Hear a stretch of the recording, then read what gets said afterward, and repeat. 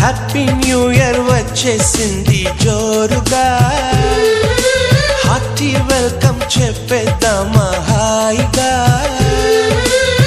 కొత్త కొత్త ఊహల్లో తెలిపోటియా, మనసులోని ఆశల్ని పంచుకో బ్రదర్.